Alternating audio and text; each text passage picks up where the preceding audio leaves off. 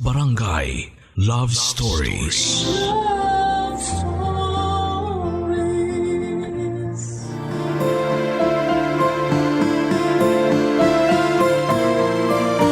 Ang buhay ay punong-puno ng sorpresa.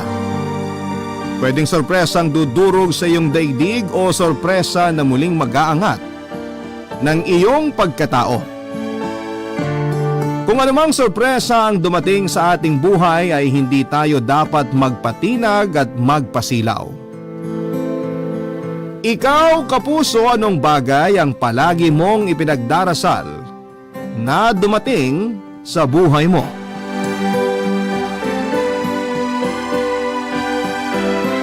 Dear Papa Dudut, masarap din pala minsang balikan ang nakaraan kahit pa sobra ka nitong sinaktan at halos sirain na ang iyong buhay. Masarap din palang sariwain yung mga tagpong buntikan ng sumuko at umayaw. Papa Dudut, tawagin mo na lamang ako sa pangalang Glyca. Maraming taon na rin ang nakalipas nang mangyari ang kwentong ito. Sa totoo lang, ngayon ko lang ito ibabahagi sa ibang mga tao. Naisip ko kasi na sa hirap ng buhay na kinakaharap natin ay kailangan lalo nating maging matapang at kailangang magpakatatag at huwag basta susukuan ng bawat laban. Papadudot, nakakahiyaman pero aaminin kong nagmula ako sa hindi magandang pamilya. Mahirap na nga kami, may bisyo pa ang tatay ko at ang nanay ko naman ay madalas makalimutan na may anak at asawa pala siya. Sa madaling salita ay pabaya siyang ina. 4 kaming magkakapatid, namatay ang isa dahil na rin sa kapabayaan ni nanay noon. At yung 2 ay hindi ko na alam kung nasaan. Ipinaampon sila kapalit ng pera na hindi ko alam kung saan din napunta. Sa madaling salita ay maaga akong namuhay ng mag-isa at tumayo sa sarili kong mga paa. Sariling diskarte kung paano mabubuhay araw-araw. Mas ginusto ko na lamang kasing maglayas at mawala ng pamilya kesa naman may pamilya nga ako pero para namang wala. Namasukan akong tagahugas ng pinggan at serbedora sa edad na 14. Kung minalas ako sa magulang ay sinuwerte naman ako sa aking mga naging amo dahil kinupkup nila ako. Kaya nakapag-aral ako hanggang 3rd year high school. Hindi rin ako nakapagtapos dahil tulad ng ilang kabataan ay naging marupok at mapusok din ako. Ayaw kong bigyan ng katwiran ng pagkakamali ko noon, pero sa palagay ko kasi papadudot ay uhaw na uhaw ako noon sa oras at pagmamahal kaya naghanap ako ng atensyon mula sa ibang tao. Sa edad na 17 ay nabuntis ako nang nagdi-deliver ng mga soft drinks sa kainan ng mga kumugkop sa akin. Yun din ang naging dahilan para palayasin ako ng aking mga amo. Naintindihan ko naman sila at may mali talaga ako at hindi naman ako tinakbuhan ng nakabuntis sa akin. Itago na lang natin siya sa pangalang Alex. Kapwa kami mga menor de edad noong mga panahong yon kaya malabo kaming maikasal. Kahit pa sa isang bubong kami nakatira kasama ang kanyang mga magulang.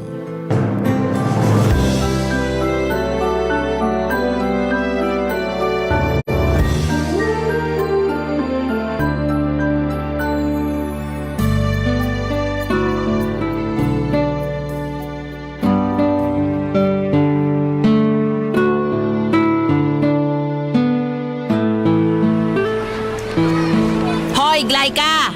Ano ka, mayaman? Para kang pensyonada. Hindi pwede sa akin yung ganyang arte, ha? Bumangon ka rin yan at tumulong ka sa gawaing bahay. Hindi yung akala mo nakakita ka ng mayamang pamilya na magsisilbi sa'yo. Pakatamad nito. Nay, medyo ang bigat po kasi ng katawan ko eh. Medyo hirap po akong kumilos. Hindi rin po kasi ako halos nakatulog kagabi. Malaki na rin po kasi ang tiyan ko. Ay, sus! Hoy, Glyca! Nagbuntis din naman ako pero hindi ako ganyang kaarte, no? Eh magkaiba naman po kasi tayo ng katawan. Ba't sumasagot ka pang babae ka? Kung iniligo mo na lang kasi ang init ng katawan mo noon at marunong kang mag-control, di sana hindi nangyari yan. Di sana pare-pareho tayo ngayong hindi nahihirapan sa pakikisama sa isa't isa. Huwag po kayo mag-alala. Pagkapanganak ko po at kapag nakakakilos na ako ng maayos, makakahanap po ako ng trabaho at makakatulong din po ako sa inyo. Hindi sinasabi yan, ginagawa. Tsaka isa pa dapat lang, no? Bumangon ka riyan. Kaya mabigat ang katawan mo, hindi ka kasi nagkikikilos eh. Hala, tayo! Ituloy mo tong labada ko. Sige po.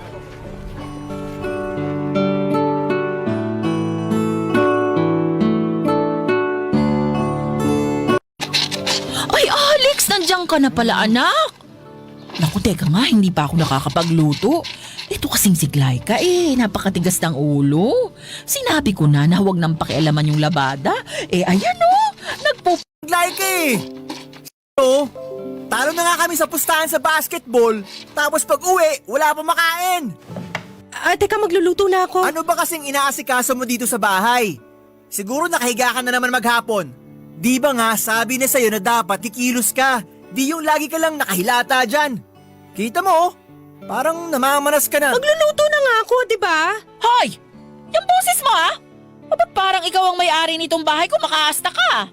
Para ipaalala ko sa'yo, kahit kakaunting karapatan, wala ka. Ako lang ang pwedeng humiyaw dito hanggang gusto ko. Di kayo na. Nakakasawa na sa bahay na to. Hoy, Glyca! Baka nakakalimutan mo.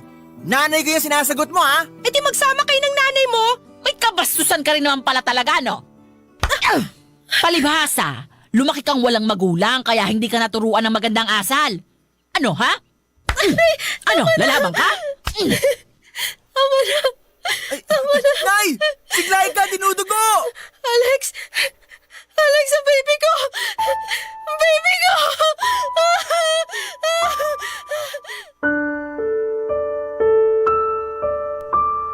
Papadudot impyerno kung maituturing ang buhay ko kasama ang pamilya ni Alex. Lalong-lalo na ang nanay niya. Walang oras na hindi ako iniinsulto at pinagsasalitaan ng hindi magaganda. Pero kabaliktaran naman kapag nandyan na si Alex. Hirap ng kalooban at katawan ang dinanas ko sa piling nila. Walang salitang pwedeng maglarawan sa bawat minuto ng pamamalagi ko sa bahay na yon. Madalas ko tuloy tanungin ang sarili ko kung bakit ako pinapahirapan. May nagawa ba akong kasalanan na dapat kong pagbayaran? Ako ba ang sumasalo ng karma ng nanay at ng tatay ko? Ako ba ang pambayad utang nila? Gabi-gabi papadudot bago ako matulog ay hindi pwedeng hindi ako umiyak. Nakapagsisisi talaga kung bakit pa ako pinanganak. Pagkalabas ko ng ospital matapos akong makunan ay nag-decide akong umalis sa poder nila. Mas madaling magdesisyon dahil wala naman ng pananagutan sa akin si Alex. At sa pag-alis ko sa bahay na yon ay doon lalong napariwara ang buhay ko. Kung saan-saan ako napadpad, papadudot. Kung ano-anong trabaho din ang pinasok ko para lamang maitawid ang bawat araw ng aking buhay. Namasukan muli akong tagahugas ng pinggan, tagawalis sa parlor, barker sa terminal ng jeep at tagalinis ng CR sa mga pampublikong lugar. Sobrang hirap ng dinanas ko. Halos magpakamatay na ako sa kakatrabaho. Kahit magdamag akong kumayod ay hindi pa rin ako makaipon para makapagsimula ng maayos na buhay dahil sa liit ng kinikita ko.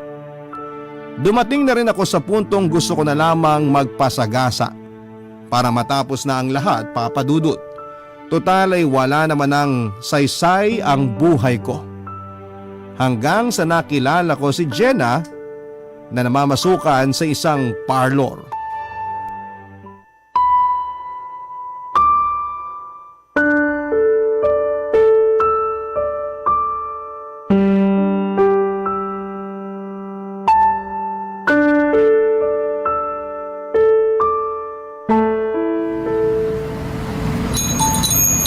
Girl! Uy! Girl! Ha? Ako? Oo, ikaw. May iba pa bang girl dito? Kita mo naman puro boy sa mga dumadaan. Halika dito, dali, halika dito sa loob ng parlor. Maupo ka dyan, dali. Kumain ka na ba? Kaninang tanghali. Tanghali? Alas 8 na ng gabi, girl, oh. O, eto tinapay. Buti may natira pa sa pinabili ko kanina. Salamat. Ako nga pala si Jenna. Ikaw? Glyca. Alam mo, maganda ka. Ha? Alam mo, maganda ka, bingi ka lang. O baka naman dahil sa gutom yan. Lagi kasi kitang nakikitang nakaupo dyan sa gilid ng parlor tuwing gabi pagkatapos ng trabaho mo. Oy, sayang ka. Maganda ka naman eh. Tapos inuubos mo ang beauty mo dyan sa paglilinis ng CR dyan sa park. Sayang ka, girl. Sayang na sayang. Kailangan kumita para mabuhay. Wala naman ako ibang alam gawin. Wala ring ibang tatanggap. Napapagod na nga ako Kakapagod mabuhay, no? Ay oo, nakakapagod talaga. Pero hindi naman pwedeng kapag pagod na susuko na kaagad. Kapag pagod, di magpahinga lang, ganun. Puti ka pa. Maganda trabaho mo dito sa parlor. Hindi mabaho. Maganda damit mo. Yan ang nagagawa kapag may pera. Kapag bukod sa trabaho mo, may racket ka pa. Teka, ilan taon ka na ba? Magde-19. Ay, pwede. May experience ka na ba? Saan? Alam mo na. Nagkajowa ka na ba? May anak na nga dapat ako nakunan lang. Ay, very good. Hindi dahil sa nakunan ka ha. Ang ibig kong sabihin doon meron ka ng experience sa pagkakaroon ng jowa. Kumusta nga palang kitaan dyan sa trabaho mo? Mabuti na rin kaysa sa wala. Kaysa magnakaw. Ay, panalo ka dyan sa part na yan, girl. May prinsipyo! Ay, pero bakit tuwing gabi nandiyan ka sa labas nitong parlor? Nagpapahinga. Nagpapalipas ng oras. Alas 9 pa kasi pwede matulog dun sa inupahan kong kwarto. Bawal tumambay, tulog lang talaga. Ay, ang hirap ng buhay mo, girl. Tsaka teka ha, kausap kita pero bakit parang panay ang silim mo dyan sa labas? Ano ba tinitingnan mo sa langit, ha? Ay, huwag kang mag-alala, hindi naman uulan. Daming stars, oh! Nagbabakas sakali kasi ako na baka may makita akong bulalakaw. Yung shooting star. Hilingin ko na makaalis ako makaalis na ako sa buhay na to. Hirap na ako Sana pakinggan yung hiling ko. Sana to pa rin ang bulalakaw yung hiling ko. Ay, tahan na. Huwag ka sa langit tumingin. Sa akin ka tumingin. Ako ang sagot sa mga hiling mo, girl. Ha? Ay, bingi ka talaga? Gusto mo magkapera, di ba? Oh, syempre. Oh. Okay. Kung nakakaya na sikmura mo yung CR sa park, ay makakaya mo rin to. Glyca, ang isipin mo na lang, kailangan mo ng pera. Ako nang bahala sa'yo. Ako ang pipili ng customer. Yung hindi amoy CR. Hindi kita maintindihan. Ay naku, simple lang. Kikita ka ng maayos ha, pero wala kang ibang gagawin kundi magpaganda, humiga at magpaligaya. Tulad ba ng mga babae yun sa bar na yun? Ang kakapal na makeup at halos wala na silang suot Parang di ko kaya. Hindi naman kita pinipilit Hindi ko pa alam. Hindi hamak na mas madali itong trabahong sinasabi ko sa'yo kaysa isubsob mo yung sarili mo dun sa inidoro at maghintay ng bulalakaw gabi-gabi. Bahala na talaga. O siya, sige. Kain ka lang dyan, ha? Mag-retouch lang ako ng makeup ko. Salamat.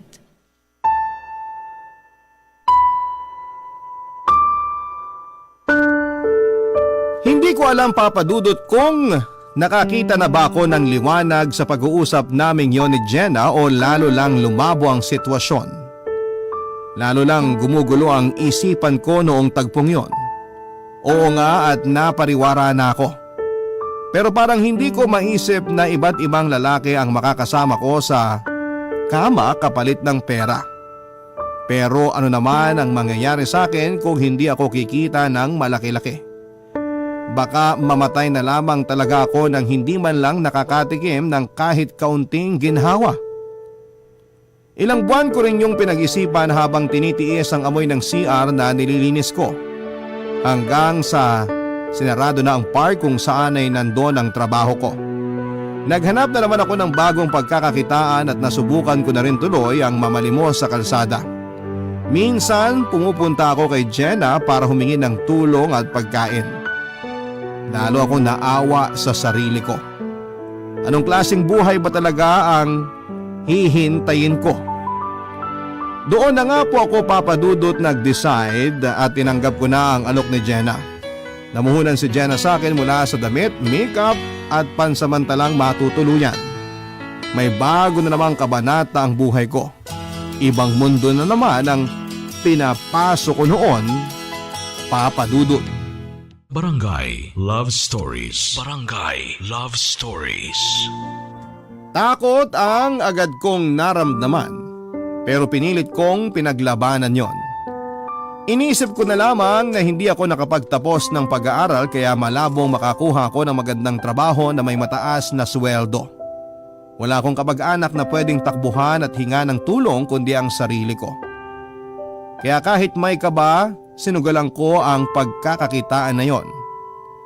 Maaring sabihin ng iba na ang dumi-dumi ko, pero kapag nakaranas ka ng sobrang hirap, titiisin mo na lamang na maging madumi kesa maramdaman ng gutom at walang maayos na masisilungan. Niluno ko na ang lahat ng pride ko dahil hindi naman ako mabubuhay noon. Totoo pala na ang taong gipit ay sa patalim kumakapit. Naging suki din ako ng mga salitang bahala na. 1, 2, 5, 10, sa totoo lang ay hindi ko na alam kung ilang lalaki na ba ang nabigyan ko ng panandali ang ligaya. Sa bawat kama na hinihigaan ko ay katumbas noon ay ang pera. Sa bawat pagpapaubaya ko ng aking katawan ay kapalit noon ay halaga na kahit kailan ay hindi ko kinita sa lahat ng mga pinasukang kong trabaho. Sa edad ko na 19 ay parang laspag na ang katawang ko, Papa Dudut. Pero wala akong pakialam, ang mahalaga sa akin ay mabuhay hanggang sa dumating nga sa akin si Rodel. Sino ba naman ang mag-aakala na may seseryoso talaga sa akin? Sa isang tulad ko na kung tawagin ay pakawala.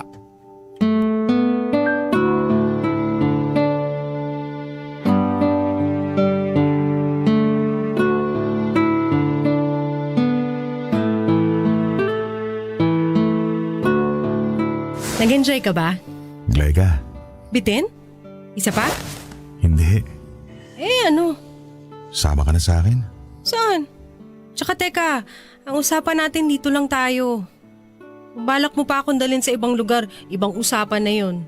May extra charge na yun. Hindi yun ang ibig ko sabihin. Ano? Magsama na tayo. Pwede ba? Narinig ko na yan, Rodel.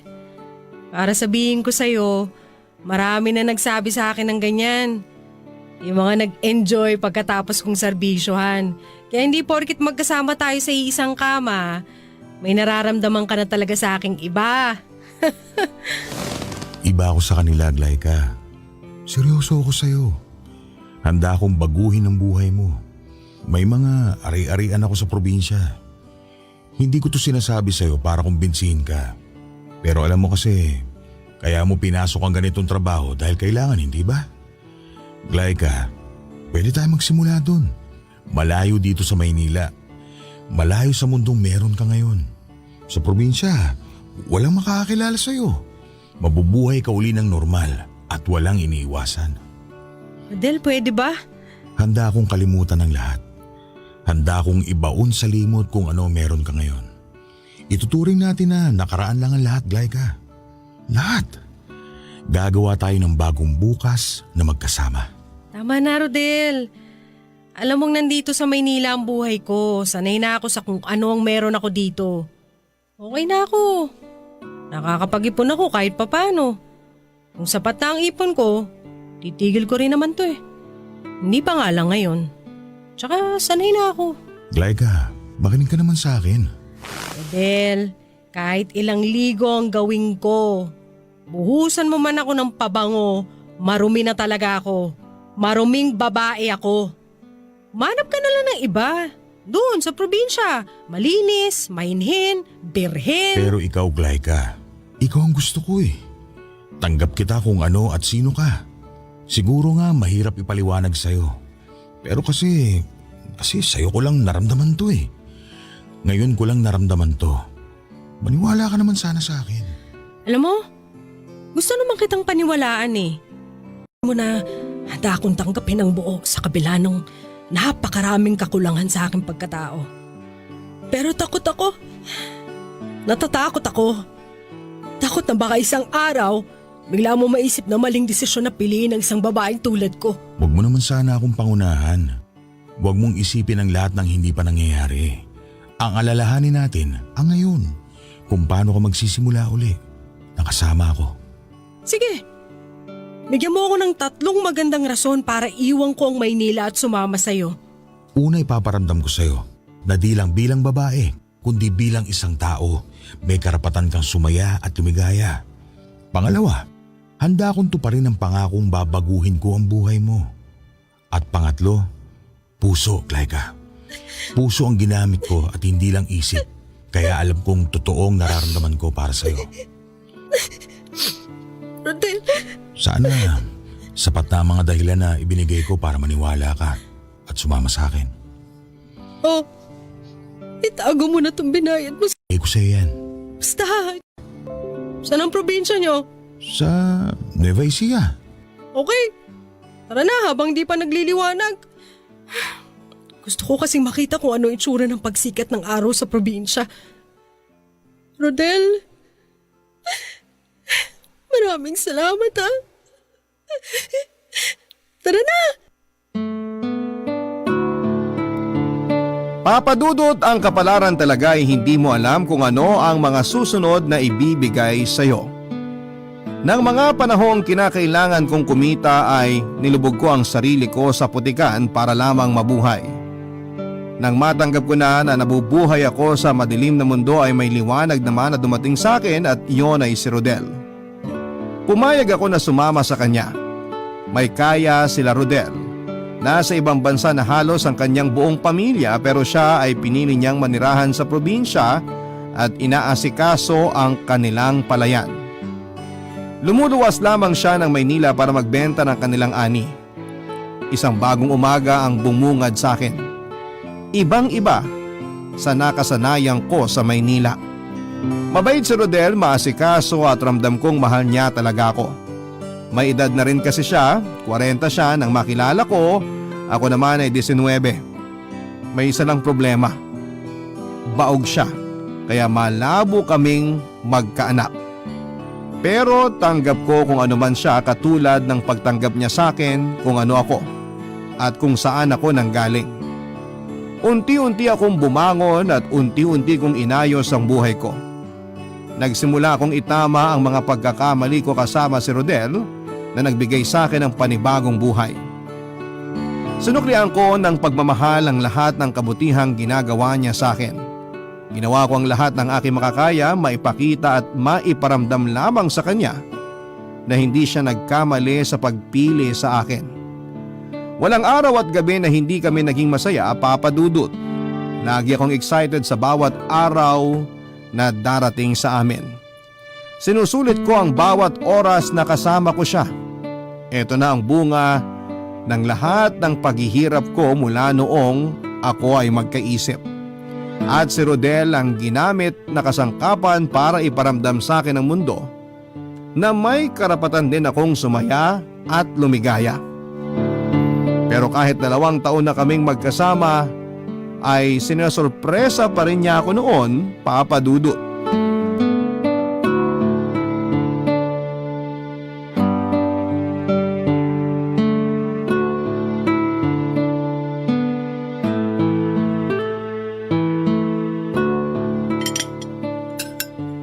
Mahal! Mahal, halika na, kain na tayo. Maaga ako gumising para magluto. Kain na, baka lumamig pa to. Saan na yun? Rodel, mahal! Rodel! Baka nasa bahay niyo. Rodel, mahal? Diyos ko! Ano nangyari sa'yo? Anong masakit, ha? Halika, pumunta tayo sa doktor. Halika, kaya mo ba maglakad? Hindi na. Mawawala rin ito. Okay lang ako. Medyo hirap lang ako umihi. Medyo masakit lang talaga. Bakit? Matagal na ba yan? Hindi. Hindi, baka balisaw-saw lang. Hindi rin kasi ako masyadong nakakainom ng tubig nito mga nakaraang araw eh. Halika na, tara na. Kumain na tayo. Sigurado ka ba? Alalayan kita. Hindi. Ayos lang. O, dahan-dahan. Tara, doon na tayo sa kusina. O, ayan, maupo ka. Dahan-dahan. Oh, ano ba tong niluto mo ha? Di yung paborito mo, yung tinola. Maraming papaya yan, tsaka talbos ng sili. Ang bango ah. Amoy pa lang, ulam na. Patikim nga ako. Aba, masarap nga. Mapaparami na naman ako ng kain nito. Pinatataba mo ako ng gusto eh. Rodel, yung totoo, may sakit ka ba? Wala yun. Kung meron man, syempre sasabihin ko sa'yo. Salamat sa'yo ha. Sus, para tinola lang eh. Hindi para dyan. Salamat at sumama ka sa akin. Salamat sa'yo dahil kinumpleto mo ako. Mahal kita. Mahal na mahal. Ako? Sobrang mahal na mahal na mahal kita. Masaya ka ba? Sobra! Walang katumbas na salita para masabi ko sa'yo kung gaano mo ako pinasasaya. Gano'n na nga tayong katagal nagsasama? 2 taon na sa makalawa. Ikaw ba masaya? Di ka ba nagsisisi na inalok mo ako sumama sa'yo? Ngayon ko lang to sasabihin sa'yo. Nung una pa lang kitang nakita, pinasaya mo na ako. Hindi dahil sa ginagawa natin nun ha. Masaya ako dahil natagpuan ko na ang bubuo at magpupuno sa kulang na hinahanap ko sa buhay ko. Salamat. Pakikuha naman mahal yung maliit na kahon doon sa ibabaw ng ref oh. Teka, ito ba? Yan. Yan nga, buksan mo. Ano ba to? Kaya nga buksan mo. Wala namang laman. Wala? Teka, patingin nga. O tingnan mo, wala naman. Ba? Oo nga no. Ay naku, kumain na nga tayo, nanloloko ka pa eh. Ano, papitawan mo nga kamay ko para makakain na tayo. Lumalamig na yung ulam mo. Teka, nandito pala sa bulsa ko ang laman yan. Ito, isukat mo nga kung kasya sa itong singsing na to. Kasya. Nagustuhan mo? Akin ba talaga to? Pakasal na tayo, Glyca. Kakainis ka. Lagi mo na lang akong ginugulat. Payakap nga. Mahal na mahal kita. Mahal na mahal. Pakasal na tayo. Salamat. Salamat. Mahal na mahal kita. I love you. Mahal na mahal kita, Glyca. Oh, kain na tayo. Lalamig tong tinola oh. Oh, kain na. Papadudot panibagong pahina na naman sa aking buhay ang ginawang yon ni Rodel. Kontento na nga ako na binahay niya ako at binigyan ng desenteng buhay. Pakakasalan pa niya ako. Parang wala na akong mahihiling pa, oo nga, at hindi kami matatawag na pamilya dahil hindi kami magkakaanak. Pero kontento ako na siya ang kasama ko. Ang sarap ng may minamahal pero mas masarap kapag ramdam mong may nagmamahal sa iyo ng totoo. Nagkaroon ako lalo ng kumpiyansa sa sarili ko. Nahandahang bumalik ang lahat ng tiwalang nawala dahil sa mga hindi magagandang nangyari sa akin. Lagi rin ako nagpapasalamat sa may kapal dahil hindi pa rin niya talaga ako pinabayaan. Nagpasalamat din ako kay Jenna dahil oo, parang mali pero isa kasi siya sa naging dahilan para unti-unting naging tama ang mga sumunod na sitwasyon matapos kong pasukin ang mundong ipinakilala niya sa akin. Wala akong nakitang bulalakaw para sabihin ang aking hiling. Pero dininig ng langit ang aking panalangin. Isang regalo si Rodel na aking pagkakaingatan sa abot ng aking makakaya. Biyaya na hinding-hindi ko ipagpapalit. Hindi dahil sa ari-arian o yaman na meron siya, kundi siya ang nagpapala sa akin na babae ako. Barangay Love Stories. Barangay Love Stories. Ilang buwan pa ang lumipas at plinano na namin ang nilalapit naming kasal, Papa Dudut. Pinalam na rin ni Rodel sa mga kamag-anak niya sa ibang bansa ang paglalagay namin sa aming mga sarili sa tahimik. Ipinakilala niya ako sa pamamagitan ng telepono at litrato. Hindi pa kasi masyadong uso noon ng internet. Inilihim namin sa kanyang mga kamag-anak ang totoo kong pagkatao. Pero may halong takot sa parte ko dahil baka matuklasan nila ang katotohanan. Baka husgahan ako at baka iyon pa ang maging dahilan para maghiwalay kaming dalawa ni Rodel. Kapag nangyari yon ay hindi ko alam kung paano ako magsisimulang muli dahil parte na siya ng buhay ko. Handa na akong magsama kami sa hirap man o sa ginhawa.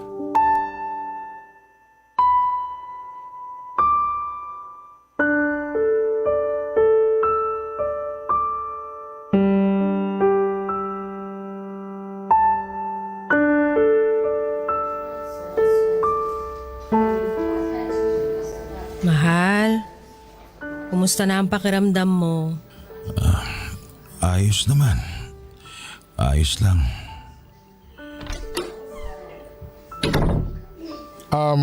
Good afternoon po. Dok, Kayo po ba ang misis, ma'am? malapit na, Dok. Talaga po? Nako, congratulations po pala in advance. Salamat po, Doc. Ma'am, pwede ko po ba kayong makausap sandali para sa result? Dok, baka pwede namang kaming dalawa na ang kausapin mo dito. Ay, kung ganun po, wala hong problema. Sige po. Bale, lumabas na po kasi ang result ng mga lab test na ginawa natin. Ano po ang resulta, Doc? Sir, marahil matagal nyo na rin nararamdaman to at baka hindi nyo lang po pinapansin. Nasabi nyo po na hirap kayo sa pag-ihi at may bahid ng dugo kung minsan ang inyong inilalabas. Opo, Dok. Ano pong ibig sabihin nun? Well, ma'am, sir, wala naman pong ibang paraan para ipaalam sa inyo ito kung hindi sabihin siyempre ang totoo. Sorry po sir, pero base po sa mga test na ginawa natin, nasa last stage na po tayo ng kondisyon ninyo. Prostate cancer po, sir. Pero rest assured po na gagawin natin ang lahat ng pwedeng gawin para po sa ikabubuti ninyo. Please, Doc. Lahat po, please. Gawin po natin lahat. May pag-asa pa ba, Dok? Gagawin po natin ang lahat, sir. Huwag po kayong mag-alala, ma'am. Samahan na rin po natin ang dasal. Paano po? Mauna na po muna ako sa inyo. Kailangan po ako ngayon sa emergency room. Babalik po ako mamaya. Sige po, Dok. Sige po, sir. Ma'am, ingat po kayo.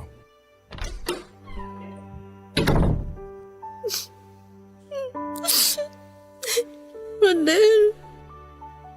Rodel. Bakit naman nangyari to? Huwag kang umiyak. Ayokong makitang nalulungkot ka. Hindi ba madalas kong sabihin sa'yo na wag na muna natin isipin ang darating? Ang alalahanin natin, yung ngayon. Kaya natin to, mahal. Magkasama tayo. Marami tayong mga plano pa, hindi ba? Magpapakasal pa tayo. Ayos na lahat ng papel na kailangan natin. Kaya tuloy na tuloy to. Magpagaling ka, ha? Magpagaling ka. Huwag na matigas ang ulo. Kapag hindi ka gumaling, magagalit ako sa'yo. Sige ka.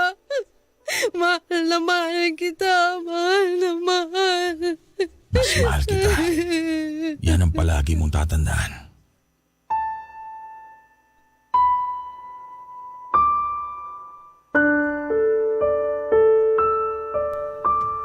Papa Dudut, akala ko ay tuloy-tuloy na ang ligaya sa buhay ko.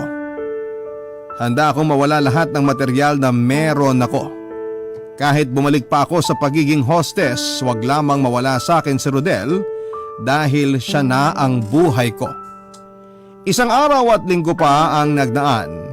May mga panahong lumalakas siya at minsan naman ay biglang nanghihina. Ayaw niyang ipaalam sa kanyang pamilya ang kanyang kondisyon dahil ayaw niyang mag-alala ang mga ito. Nabenta namin ang kalahati ng ari-arian niya para ipangtustos sa mga pangangailangan sa bahay lalo na sa kanyang gamot. Inalis ko din muna sa isipan ko ang pagpapakasal namin ni Rodel. Ang mahalaga sa akin kahit na hindi kami makasal ay mabuhay lamang siya. Hanggang isang araw ay nagulat na lamang ako na ngayain ako ni Rodel sa simbahan. Kahit hirap ay pinilit niya habang nakaupo siya sa wheelchair na tulak-tulak ko, Papa Dudut.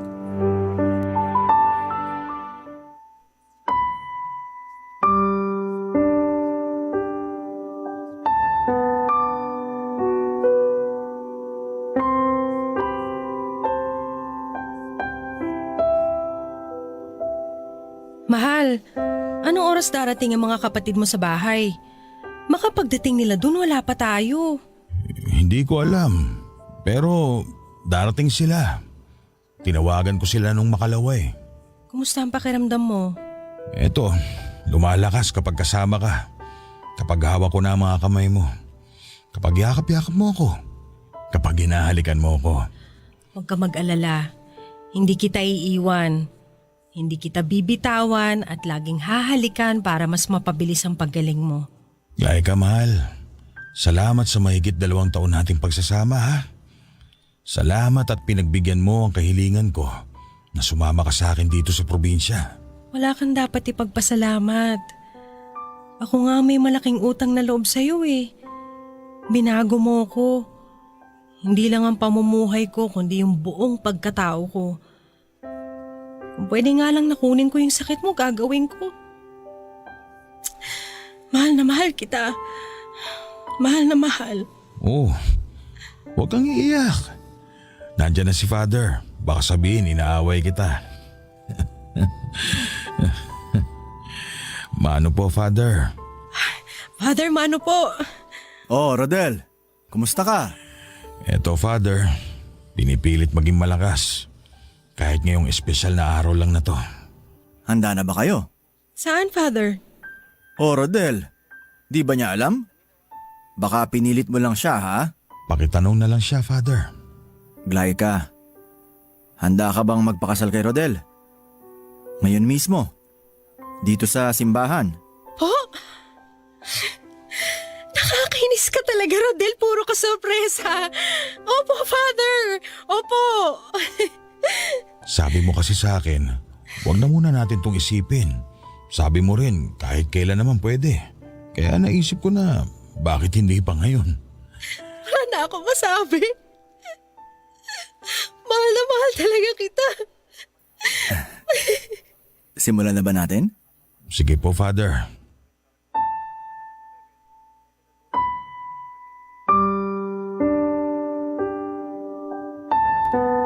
Papa Dudut, sinurpresa na naman ako ni Rodel. Kinasal kami noong araw na yon at kakuntsaban niya si Father. Tinawagan niya sa telepono nang hindi ko alam. Kinumpleto ako ni Rodel. Pag-uwi sa bahay, nandoon ang mga kapatid niya. Tinawagan din pala niya at pinauwi mula sa ibang bansa at sinabi na rin niya ang kanyang kondisyon. Nagkaroon po ng salo-salo, nagkwentuhan at nakita ko kay Rodel na masaya siya. At ako ay walang katumbasang kaligayahang nararamdaman. Mabait ang mga kapatid niya, Papa Dudut, wala silang alam sa aking pagkatao at baka alam na nila pero nirespeto na lamang nila ang kanilang kapatid na asawa ko na. Natulog kami na may ngiti at masaya. Kinabukasan, nanorpresa na naman si Rodel. Lahat po kami ay ginulat niya dahil iniwan na niya kami. Hindi na siya nagising pa, Papa Dudut. Napakasakit sa amin. Hanggang sa huli ay hindi niya ako pinabayaan. Kung ano man ang natira sa kanyang ari-arian ay iniwan niya sa akin. Matapos noon ay sinabi ko sa sarili ko na hindi na ako muling mag-aasawa hanggat wala akong natatagpuang katulad ni Rodel.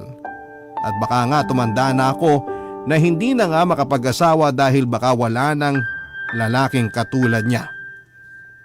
Sa ngayon, Papa Dudut, ay 50 years old na ako at namumuhay akong kasama ang aking ampon at ilang pamangkin ni Rodel dito sa probinsya. Saan akong nawala, hindi man tayo nagkaroon ng pagkakataong magkasama, ay hindi ka mawawala sa aking puso. At kay Rodel, mahal na mahal kita at maraming salamat. Hanggang sa muli nating pagkikita. Maraming salamat sa iyo, Papa Dudut, at sa lahat ng ating mga kabarangay. Ang inyong forever kapuso at kabarangay, Glyca. Nagustuhan ng iyong napakinggan? Ituloy yan via live stream sa www.gmanetwork.com/radio. Barangay LS 97.1 Forever!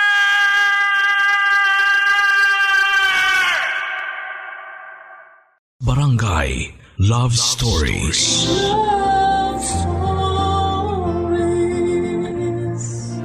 Ang mga magulang daw ay walang nagiging paborito sino man sa kanilang mga anak. Pero minsan ay hindi nila napapansin na may oras na mas nagbibigay sila ng atensyon. Kapag alam nilang may kakulangan ng isa sa mga anak nila. Ikaw, kapuso, naranasan mo na bang maging paborito sa pamilya?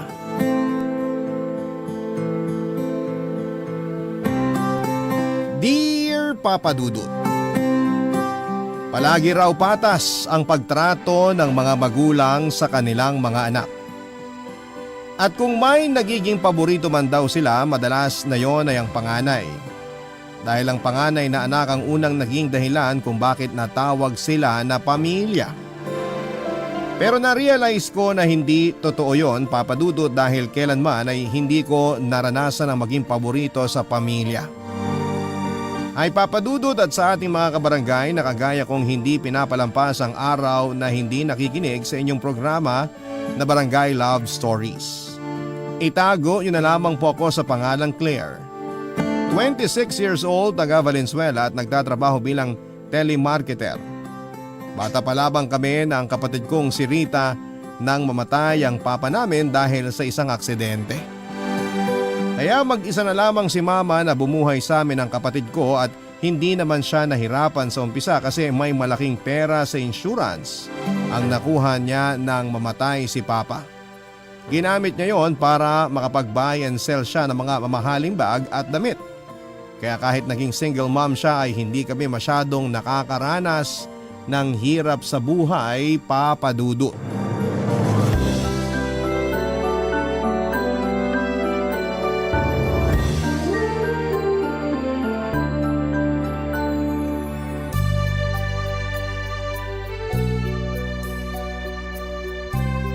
Ate, tapos na ako magwalis sa likod ng bahay.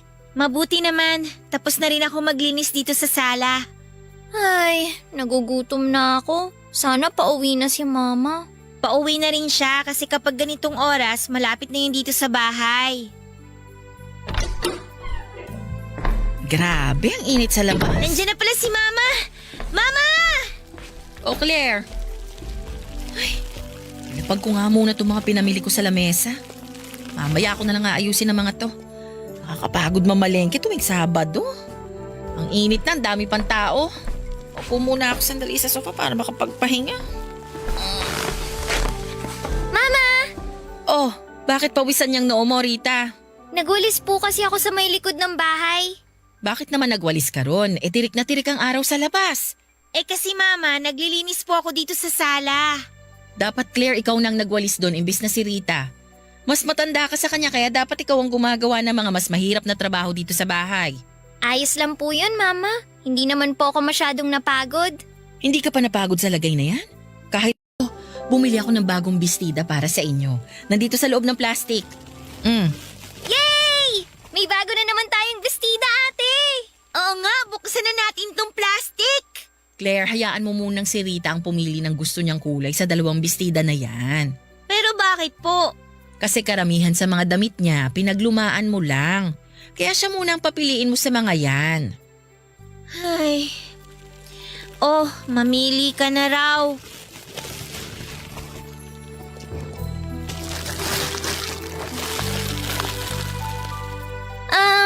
eto na lang pink yung sa akin. Yan nga sana yung kulay na gusto ko kaysa dito sa blue eh. Ah, ganun ba? Sige, eto na lang blue yung sa akin. Sa'yo na yung pink, ate. Hayaan mo na ang blue na bestida sa ate mo, Rita. Yan na lang pink ang sayo kasi alam kong paborito mong kulay yan. Pero okay lang naman po sa akin kahit tong blue na lang na bestida, Mama. Huwag nang makulit at kunin mo na tong kulay pink, Rita. Iniisip ko talaga na yan ang pipiliin mo kasi paborito mo yan. Claire, yung blue na bestida ang sayo. Kunin mo na at pagkatapos, dalhin mo na rin sa kusina yung mga pinamili kong gulay. At hugasan mo na rin. Magpapahinga lang ako ng konti tapos magluluto na ako ng tanghalian natin. Okay po, Mama. Papadudot mga bata pa lamang kami ay sakitin at may hika na ang kapatid kong si Rita. Yun ang sinasabi ni Mama na dahilan kung bakit madalas na nasa kanya ang atensyon nito. Pero para sa akin ay paborito lang talaga ni Mama si Rita. Siya kasi ang palagi nitong pinapaboran at inaalagaan.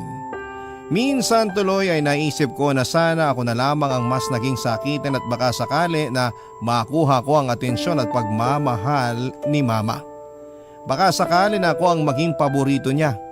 Hindi lang kasi madalas na mangyari na si Rita ang pinapaboran ni Mama, palagi po yung nangyayari, Papa Dudut. Gusto ni Mama na si Rita ang unang mamimili sa mga pasalubong niya. Si Rita ang unang kukuha ng part ng chicken kapag nagluto si Mama ng fried chicken. Si Rita ang tatanungin ni Mama sa flavor ng ice cream na iuwi niya at kung ano-ano pa na si Rita lang palagi ang nakikinabang. Sana talaga ako na lamang ang naging sakitin para ako na lamang din ang naging paborito ni Mama.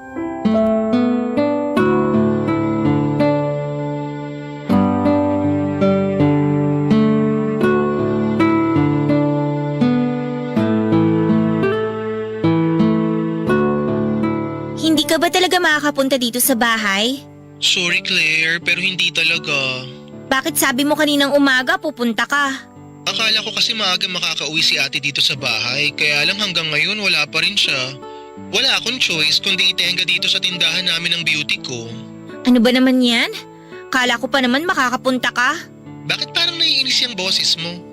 Hindi ka ba nag-e-enjoy dyan sa birthday party ng kapatid mo?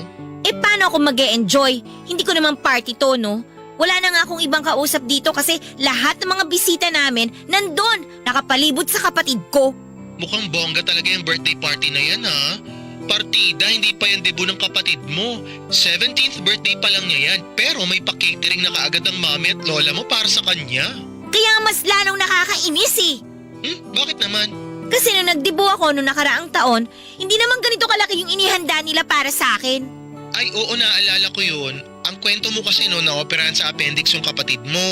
Tapos ilang araw din siya na-confine sa ospital. Kaya ayun, yung pera na dapat na pang birthday party mo, nagastos ng mama mo para kay Rita. Di ba nakakainis talaga?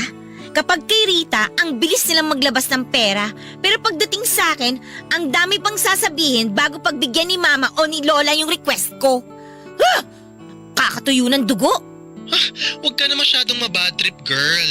Sige ka, masisira ang beauty mo at magiging mas maganda na ako sa'yo. Ay, sorry girl, kailangan ko na ibabato, may bumibili ng load. Kita na lang tayo sa school bukas ha? Ay, sandali, magbaon ka ng pagkain bukas ha? For sure naman na maraming matitira dyan. Opo. Sige, kita na lang tayo sa school bukas. Bye! Bye! Oh, nandito ka lang pala sa balkonahe, Claire. Kanina ka pa hinahanap ng lola at mga pinsan mo sa baba.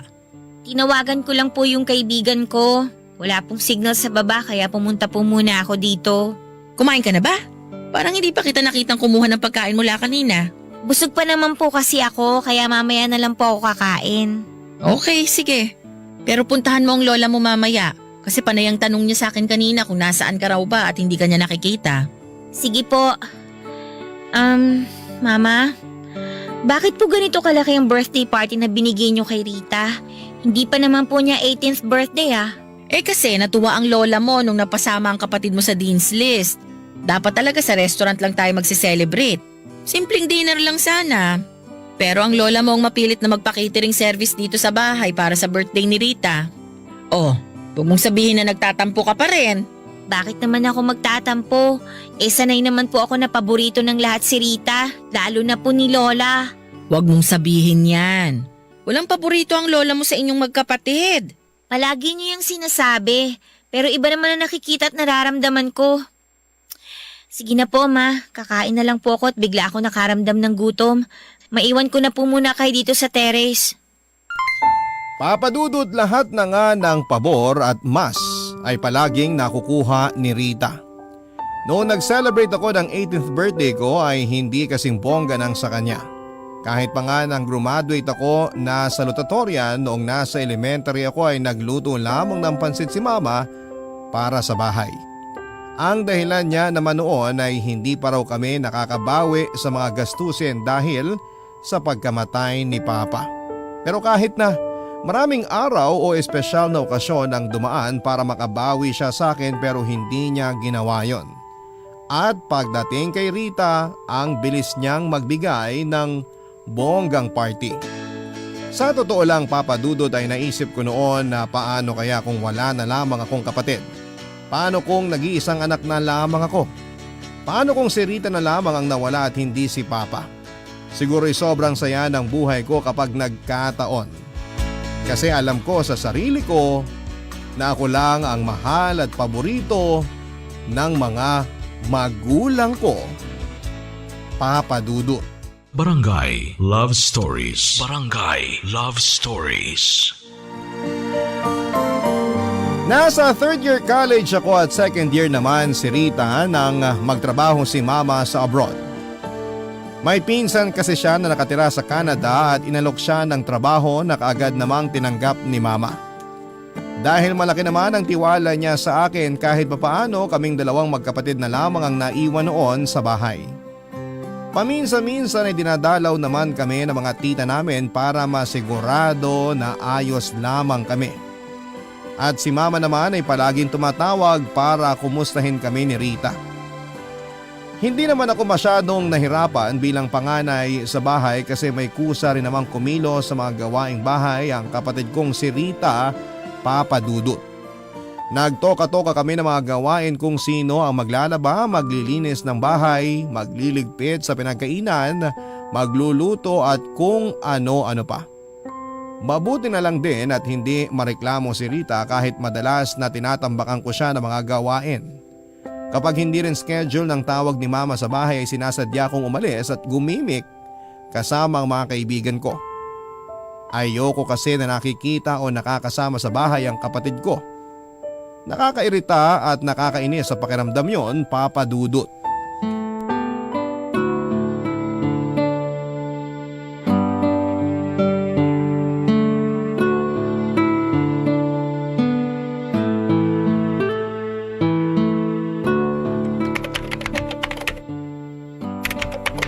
Ate, hindi pa ba tumatawag si Mama? Hindi pa, baka mamaya pa yun. Pero di ba mga ganitong oras siya tumatawag? Oo, pero baka busy pa siya. Okay, sige. Oh, anong ginagawa mo? Nakaupo dito sa sofa. Oo nga, nakikita ko. Ang ibig kong sabihin, bakit nandyan ka pa? Hindi pa naman nag-video call si Mama. Hihintayin ko na lang na tumawag siya dyan sa laptop na gamit mo kasi alam ko na ganitong oras wala na dapat siyang trabaho. Baka nga may trabaho pa siya. Tsaka hindi mo ba nakikita na busy pa ako dito sa research paper namin? Bago ka umupo dyan, hindi mo ba narinig na type ako ng type dito sa laptop ko? Hindi ako makapag-concentrate ng dahil sa'yo eh. Ganun ba, ate? Sorry. O sige, pupunta na lang muna ako sa kwarto. Basta, tawagin mo ako kapag nag-video call na si Mama, ha? Oo na, sige na, sige na. Doon ka na muna sa kwarto mo para makapag-focus na ako dito sa ginagawa ko. Okay.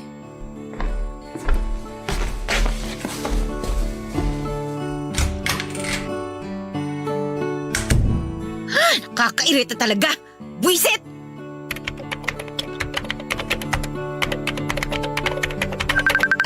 Ay, eto na. Tumatawag na si Mama. Save ko na nga muna itong mga tinype ko bago ko sagutin ang tawag niya. Ayan. Okay na. Hi, Mama! Claire, anak! Mabuti naman at nasagot mo kaagad ang tawag ko.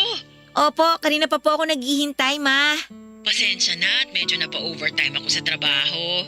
Ayos lang po yun, Ma. Kumusta na po kayo dyan? Eto, miss ko na kayo ng kapatid mo. Nasaan nga pala si Rita? Andun po sa kwarto niya, tulog pa. Parang napahaba yata ang siesta ng kapatid mo ah. Alam niyo naman po yung si Rita, kapag ganitong araw ng linggo, gusto niya palagi lang magkulong sa kwarto para matulog.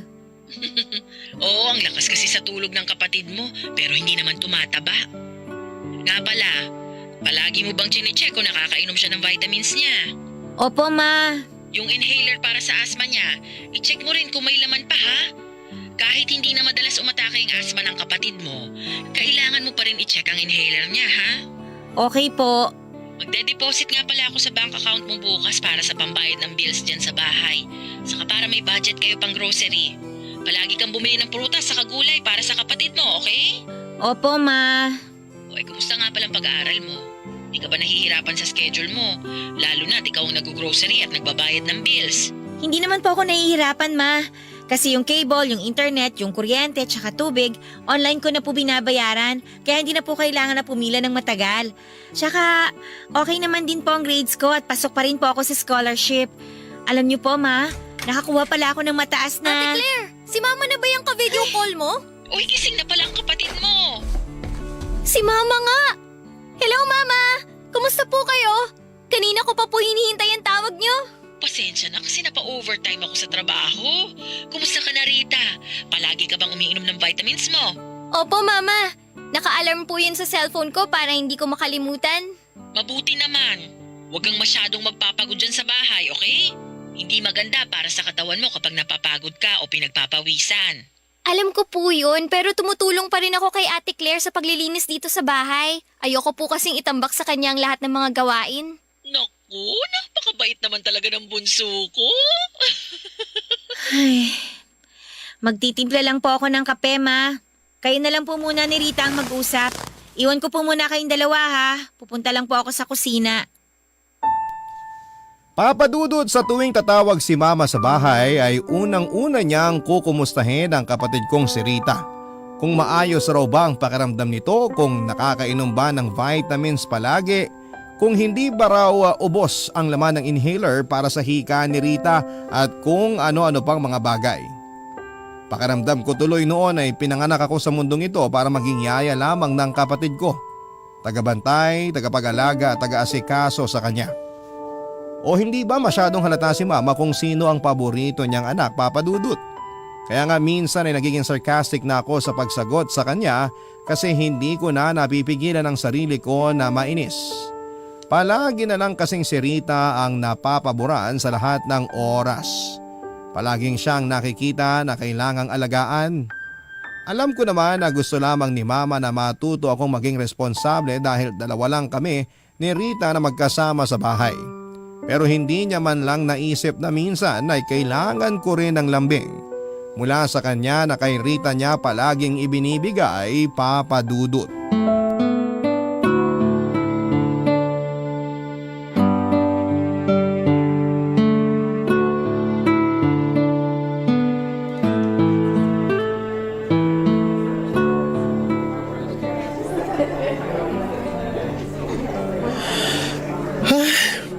Ang tagal naman magsimula ng stage play.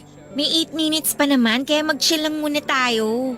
Mabuti na lang mukhang konti lang ang manonood ngayon. Kaya ganitong oras kita niyaya para hindi tayo sumabay sa ibang estudyante. Nakita ko kasi kahapon na sobrang daming nanood dito nung bandang tanghali na. If I know, yung engineering student lang naman ang gusto nilang mapanood sa stage play na to. Bakit mo naman nasabi yan? Wala lang. Feeling ko lang kasi ang gwapo-gwapo niya. Ayun. Kala ko naman gusto mo rin ang kwento ng stage play na to kaya ka manonood. Yun pala, type mo lang yung estudyante na kasama sa cast. Ganun na rin yun. Sinamahan talaga kita dito para mag-enjoy ako at kiligin na rin. Ewan ko sa'yo. Teka, bakit nga pala hindi mo sinama si Rita? Bakit ko naman siya isasama? Para kasama mo rin siyang manood. Kasi di ba mahilig din siya sa mga musical stage play? Oo nga, pero hindi naman ako mag-e-enjoy pagkasama ko siya, no? Alam mo namang naiirita ako kapag malapit siya sa akin. Grabe ka naman, Claire. Kapatid mo yun. Kapatid ko siya kasi wala akong choice, no? Pero kung may choice lang ako, hihilingin ko na sana hindi na lang siya nabuhay sa mundong to. Uy, grabe ka na girl ah. Hindi mo naman kasi ako naiintindihan kaya ganyan ka kung makareact dyan. Ate! Ate Ay, Claire! si Rita. Ay nako, ayan na nga bang sinasabi ko. Masisira na naman ang araw ko. Nabati mo kasi. Lo, bakit ako sinisisi mo? Hello, Ate Claire! Hi, Kuya Arnold! Hi Rita! Anong ginagawa mo dito? Mamaya pa kasi ang klase ko kaya manonood muna ako ng stage play. Buti nakita ko kayo ni Kuya Arnold. Okay lang ba na dito ako umupo sa tabi mo, ate? Bakit dito pa? Ang dami namang bakanting upuan, oh. Kasi gusto ko sana... Doon ka na lang sa kabilang side ng mga upuan. Hindi ko ma-enjoy tong stage play kung ang sikip-sikip ng paligid ko. Kaya nga ako pumunta ng ganito kaaga para wala masyadong estudyante na makasabay manood dito. Tapos mangingistorbo ka naman. Doon ka nga! Rita, mabuti pa nga na doon ka na muna umupo sa kabilang side ng auditorium. Maluwag pa naman doon, tsaka walang masyadong mga estudyante. Alam mo naman tong ate mo, naiinitan ka agad kapag nasisikipan sa paligid niya. Ay, okay, sige. Doon na lang ako uupo. Girl, ang harsh mo masyado sa kapatid mo ah. Totoo naman ang sinabi ko na marami pang bakanting upuan dito ng araw. Sana magsimula na tong stage play na to para mawala ng pagka-bad trip ko dahil sa buwisit na Rita na yan.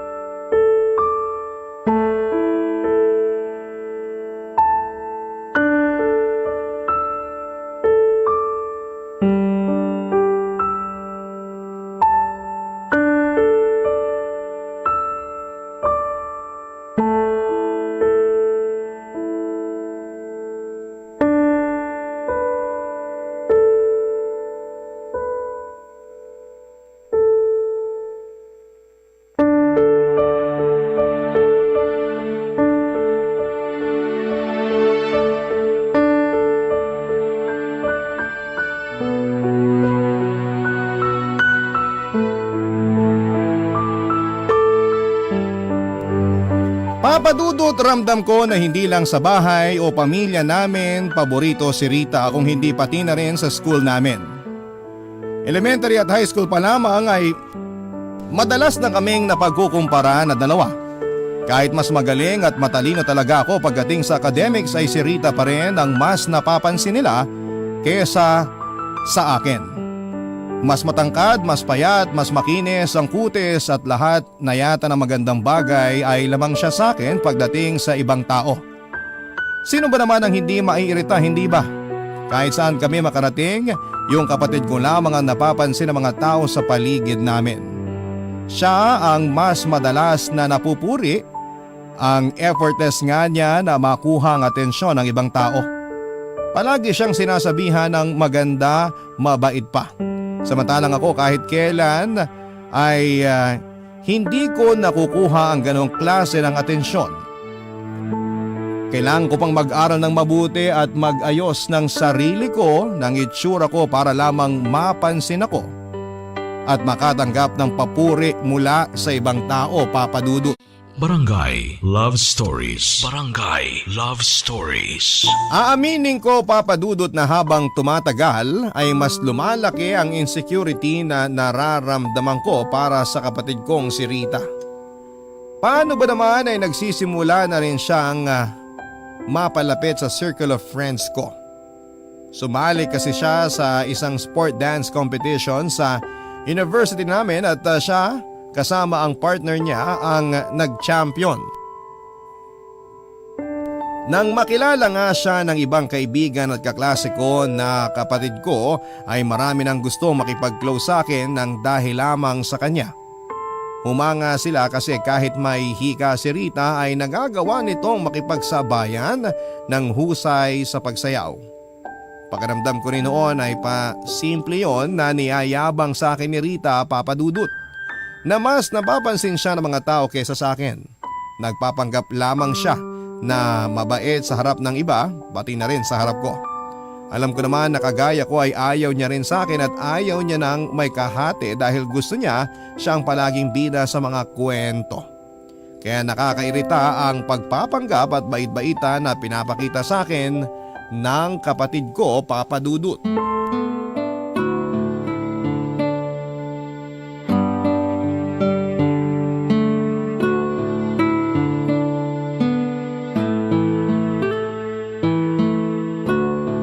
Ano girl, hindi ka na talaga makakasunod dito sa bar?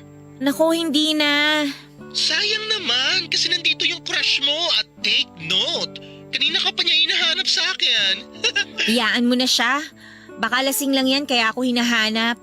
Bakit ba kasi wala ka sa mood kumimik ngayon? May dalaw ka ba? Wala naman. Kaya lang kasi napagalitan ako ni Mama nung isang linggo eh. Nang tumawag kasi siya dito sa bahay tapos nasa bar tayo, si Rita ang nakasagot. Tapos ayun, nalaman ni Mama na nasa gimikan ako at walang kasama si Rita dito sa bahay. Dapat kasi sinama mo na lang si Rita para hindi ka nahuli eh. Bakit ko naman siya isasama? E di nasira lang yung gimmick natin. Alam mo naman na palaging panira ng araw at buhay ko yung babaeng yun. Nako, ayan na, nagmamaldita na naman to. Nakakairita naman kasi talaga siya eh. Palaging pabida. Aray! Oh, ano Ba yan? Napaso pa ako dito sa niluluto kong ginataang gulay. Ibababa ko na muna tong tawag ha. Mamaya na lang ulit tayo mag-usap. Okay, sige, balik na ako ron sa loob. Lumabas lang ako kasi walang signal doon. Basta kapag nagbago ang isip mo, gora ka na ditay ha. Sana talaga magbago pa isip mo. Hanggang madaling araw pa naman kami rito. Sige na girl, bye! Ay, mapatay na nga tong apoy sa kalan at mukhang okay na naman tong gulay na niluto ko. Ate, maghahaponan na ba tayo? Mauna ka nang kumain. Mamaya na lang ako pero luto na tong ginataang gulay. Ikaw na lang ang maghain para sa sarili mo ha. Bakit hindi ka pa sumabay sa akin kumain? Bakit ba mas marunong ka pa sa akin? Hindi naman sa ganun, ate. Nagtataka lang ako kasi palagi ka na lang hindi sumasabay sa akin kumain dito sa bahay. So wala pa akong gana eh. Alam nga naman pilitin ko ang sarili kong kumain.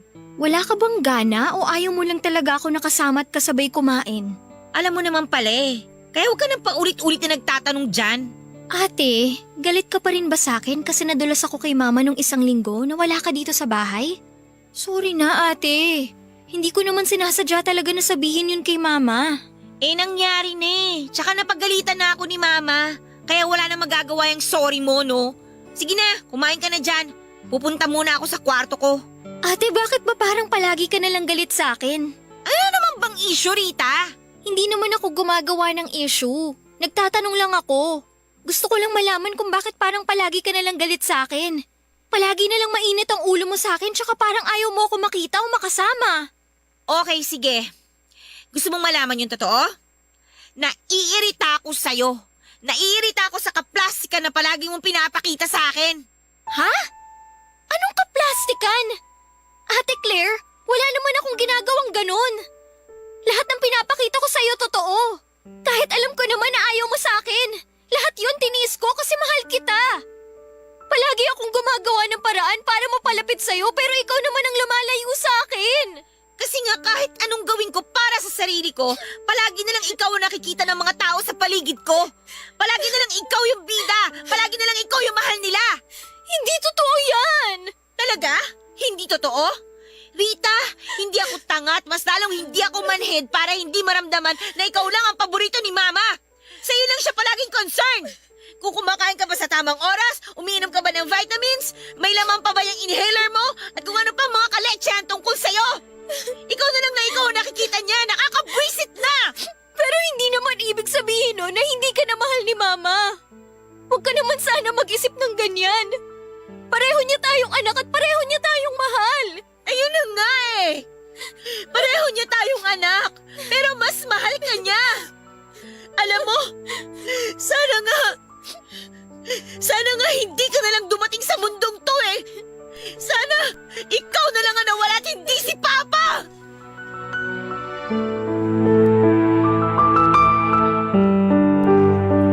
Papa Dudut, hindi ko na nga napigilan ang sarili ko na sabihin lahat kay Rita ang hinanakit ko sa kanya. Ilang taon na rin kasi yung naipon dito sa dibdib ko. Mula pagkabata, nakikita at nararamdaman ko na siya ang paborito ng lahat. Siya ang paboritong anak ni Mama. Lahat ng nakikita ko, kinikimkim ko lamang at palagi kong iniisip ang bili ni Mama na mas mahina sa akin si Rita.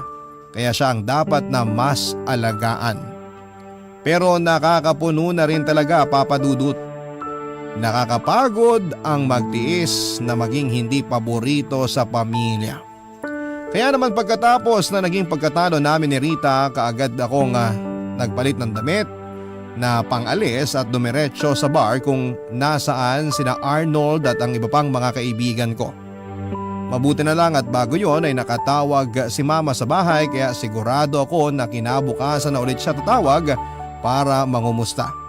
Pinatay ko ang cellphone ko at nagpakalasing ako buong gabi habang kasama ko ang mga kaibigan ko. Hanggang sa hindi ko na namalayan na umiiyak na pala ako kay Arnold. Habang sinasabi ko sa kanya ang mga sama ng loob ko tungkol sa kapatid kong si Rita. Ang bigat ng nararamdaman ko noon, pero hinayaan ko lamang na umiyak ako sa piling ni Arnold. At pagkatapos ay pinayuhan niya ako na minsan ay mali na rin daw kasi ang nararamdaman ko, pati na ang kinikilos ko. Hindi naman daw kasalanan ni Rita na maging mahina ang katawan niya. Hindi ginusto ni Rita na makuha ang simpatya ng mga tao sa paligid niya. Sigurado raw si Arnold na mahal ako ng kapatid kong si Rita. Dala na rin siguro ng kalasingan ay mas lalo kong naiyak sa mga sinabi niya. Hanggang sa makauwi na kami sa bahay ni Arnold at nagpasya ako na doon magpalipas ng gabi sa kanila.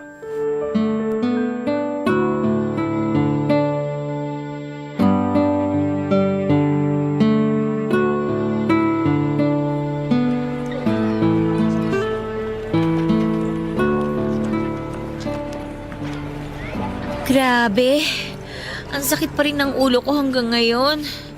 Kung bakit naman kasi nasiraan pa yung tricycle na sinasakyan natin kanina eh. Kailangan patuloy nating maglakad pa uwi sa bahay namin. Ikaw naman kasi girl, grabe ka rin nagpakalunod sa alak kagabi. Para kang isda. Parang end of the world lang ang peg mo. Ay nako, hindi ko naman alam na sasakit ang ganito yung ulo ko, no? Nakakaloka ka talaga. Mabuti na lang hindi ka nagsuka sa loob ng kwarto ko dahil kung hindi mai-imburn na talaga ako sa'yo to the max. Mamaping ko yung sahig gamit ang dila mo. Sorry na, girl. Hindi ko lang talaga napigilan ng sarili ko na magpakalasing. Pero thank you ha. Kasi pinatuloy niyo muna ako sa bahay niyo para magpalipas ng gabi. Paano naman kita hindi patutuloyin sa bahay namin? Eh ayaw mo ngang umuwi sa inyo. Eh masama pa kasi yung loob ko kagabi kaya ayoko sana munang makita si Rita. Kumusta naman ang pakiramdam mo ngayon? Mas magaan na kaysa kahapon. Siguro kasi nailabas ko na sa mga iyak ko nang malasing ako yung bigat na ang tagal ko nang inipon dito sa dibdib ko. Sabi ko naman kasi sa'yo, kailangan nyo lang mag-usap ng kapatid mo. Ang hirap naman kasing sabihin sa kanya kung ano talaga yung nararamdaman ko. Yung lahat ng sama ng loob ko tungkol sa kanya. Galit ka pa rin ba sa kanya hanggang ngayon? Sa totoo lang, hindi naman talaga ako galit sa kanya. Naiinis lang ako kasi nga nasa kanya palagi yung atensyon ni Mama. Pero girl, walang kasalanan si Rita doon. Hindi niya kasalanan kung naging sakitin siya kaya siya ang madalas na inaalala ni tita. Alam ko naman yun. Nagigilty na nga ako eh. Nagigilty saan? Sa mga pang-aaway na ginawa mo sa kapatid mo? Kasama na yun. Pero mas nagigilty ako dahil sa mga sinabi niya sa akin kagabi. Mga sinabi niya sa'yo kagabi? Parang hindi mo yata na chika sa akin yan nang malasing ka. Paano ko naman masasabi? Iyak na lang ako ng iyak kagabi. Pero ayun nga, ang sabi niya, ginawa niya ang lahat para mapalapit sa akin. Kahit ramdam niya na may sama ako ng loob sa kanya, nag-effort pa rin siya na kausapin ako tsaka lapitan ako. Alam mo girl, nakita ko yun. Talaga?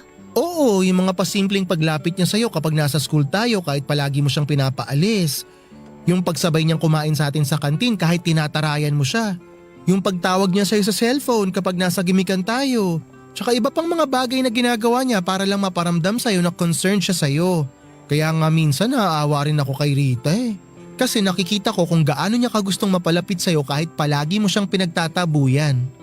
Ay, ano ba yan? Lalo tuloy ako na guilty. Usapin ko na lang siya mamaya at ako nang hihingi ng sorry sa kanya. Ay, very good ka dyan sa plano mo na yan, girl. Ay, napasarapan chika ng husto. Hindi ko na malaya, nandito na pala tayo sa tapat ng bahay niyo. Teka, kunin ko lang yung susi. Go. Sigurado ako natulog pa si Rita ng ganitong oras.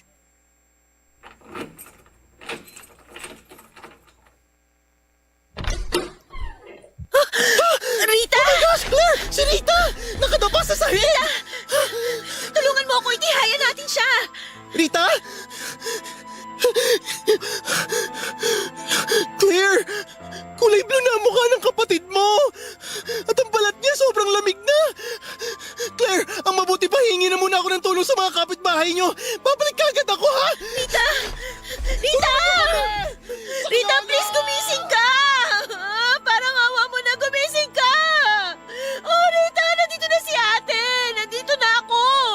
Gumising ka na! Gumising ka na, please, Rita!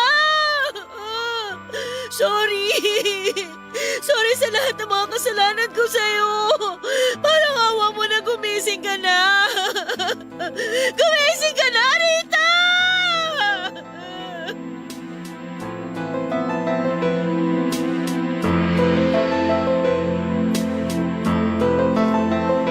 Papadudot, halos manginig ang buong katawan ko nang makita ko ang mukha ni Rita na halos kulay asul na. At maramdaman kong malamig na ang balat niya tapos ay wala na ring pulso ang leeg o braso niya. Tinapik-tapik ko pa rin siya sa pisngi niya, niyugyog ang mga balikat niya at paulit-ulit akong nakiusap na gumising na siya at hindi ako naniniwala sa himala, pero nang mga oras na yon ay nagmakaawa ako sa Diyos na sana'y patunayan niya sa akin na totoo ang himala at gisingin niya ang kapatid ko. Pero bigo ako dahil kagaya ng inaasahan ko nang makarating kami sa ospital, sa tulong ng mga kapitbahay namin, kaagad na sinabi ng doktor na wala ng buhay ang kapatid ko. Sobrang sakit, napakasakit para sa akin yon, Papa Dudut. Severe asthma attack, yun ang dahilan na sinabi ng doktor kung bakit binawian ng buhay ang kapatid ko. Noon ko lang nalaman na wala na palang laman ng inhaler na para sa hika niya. Kaya nang atakihin siya ng hika ng gabi na yon ay tuluyan na siyang nahirapang huminga hanggang sa bawian na siya ng buhay. Gusto ko na rin talagang panawa ng ulirat sa sobrang bigat at sakit na nararamdaman ko sa dibdib ko, pero pinilit kong magpakatatag. Lalo na nang tawagan ko si Mama para sabihin sa kanyang nangyari kay Rita. Mabuti na lamang at may kasama siya sa bahay nang tawagan ko siya para kahit papaano ay pakalmahin siya. Noon ko lang din na nakita sa cellphone na binuksan ko ang mga missed calls and chat sa akin ni Rita. Humihingi siya ng sorry sa mga naging kasalanan niya sa akin na hindi naman daw niya sinasadya. Nakiusap din siya noon na umuwi na ako sa bahay kasi natatakot daw siya na mag-isa. Sinabi niya rin sa akin sa chat na kung gaano niya ako kamahal bilang ate niya, sa kabila ng malamig na pakikitungo ko sa kanya. Labis ang pagsisisi na nararamdaman ko noon, Papa Dudut.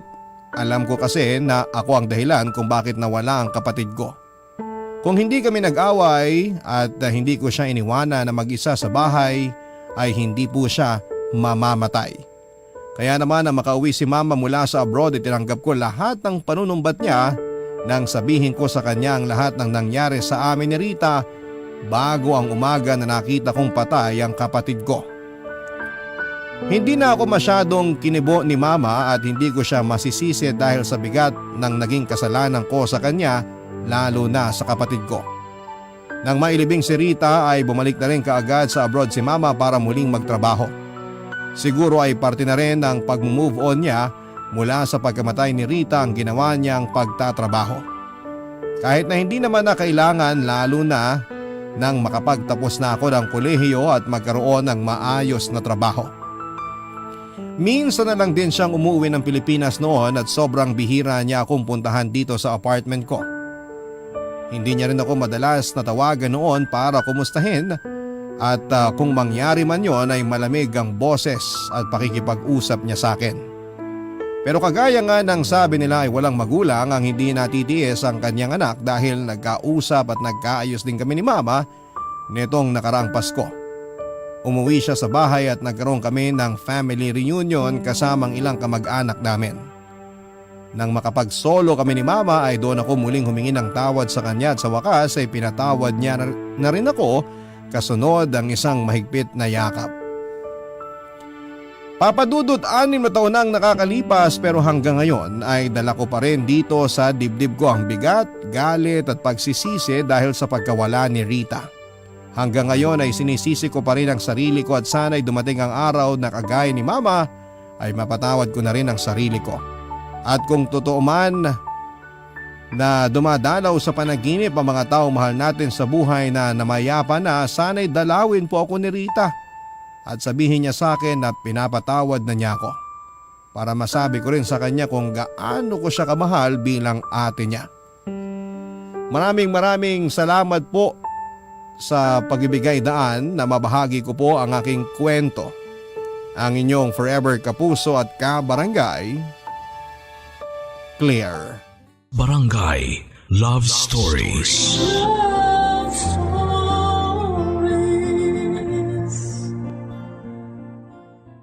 Barangay LS 97.1. 97.1. Number 1. Forever.